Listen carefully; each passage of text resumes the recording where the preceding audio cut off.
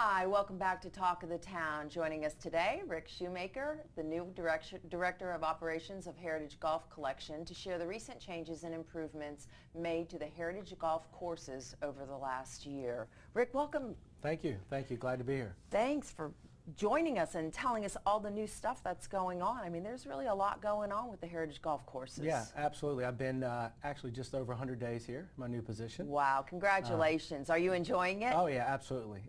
Family's still down in Florida, but we're making the progress to move here, so looking forward to it. Good, good. But yeah, we have the 4 facilities on the island, Shipyard, Port Royal Golf Club, Palmetto Hall, and Oyster Reef.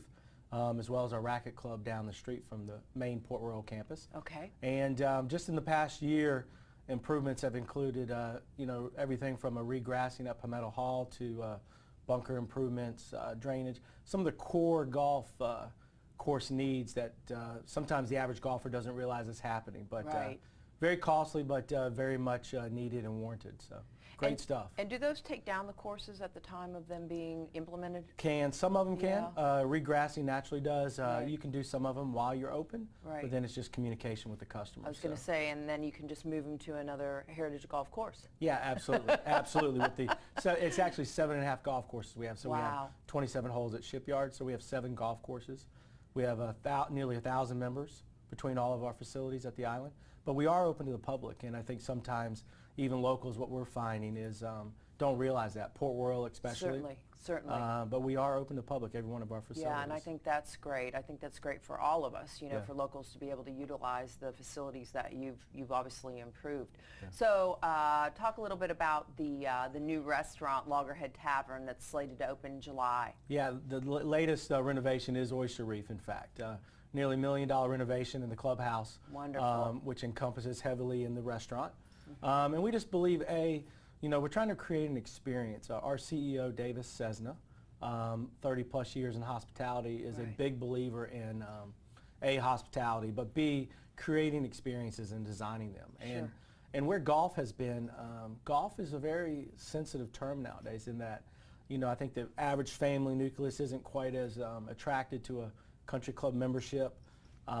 Golf is frankly stagnant. Some people say it's leveled out, but it's still kind of a stagnant right. area. So we're trying to reinvent what food and beverage and experiences mean at these golf clubs. Yeah. And so Loggerhead Tavern is designed heavily, obviously, with our golfers, but really the residents in the Hilton Head Plantation.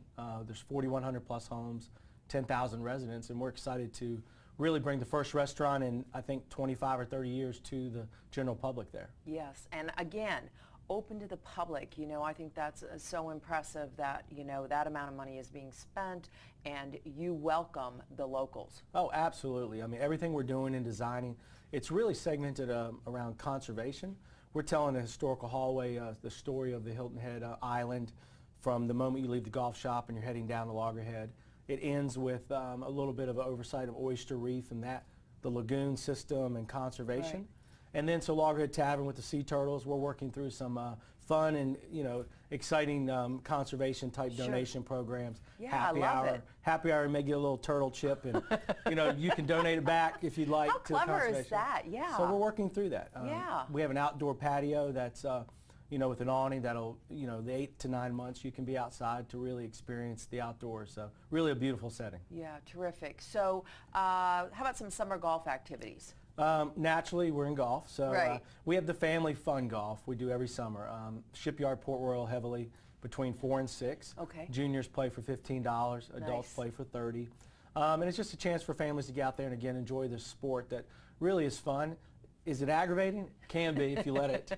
But you know, there's a lot more happening out there just to enjoy the scenery. And there's really not a more peaceful time of day than 5 o'clock to be on a golf course and right. see nature. It's not real crowded. Beautiful. So we have family golf. We have twilight rates naturally for everybody after 2. Very low pricing for across the properties from $49 type pricing for 18 holes. And then we have foot golf. You know, I think it sounds wonderful. I think foot it sounds golf like so is, much fun. You know, World Cup meets, you know, yeah. US Open type yeah. thing, but it's really soccer coming to a golf course. Yeah. And everybody knows, again, where the kids are nowadays between right. technology and their parents are, you know, putting them into 8 different sports in 12 months. And so foot golf is a way to bring soccer literally to the golf club right. and hopefully bring people that probably would have never otherwise set foot on a golf course. We've had over 3,000 people enjoy it. Yes. It's $10 for kids, $12 for adults, and you can play Thursday through Sunday. Rick, thank you for great information. Thank you. And we thank you so much for joining us on Talk of the Town.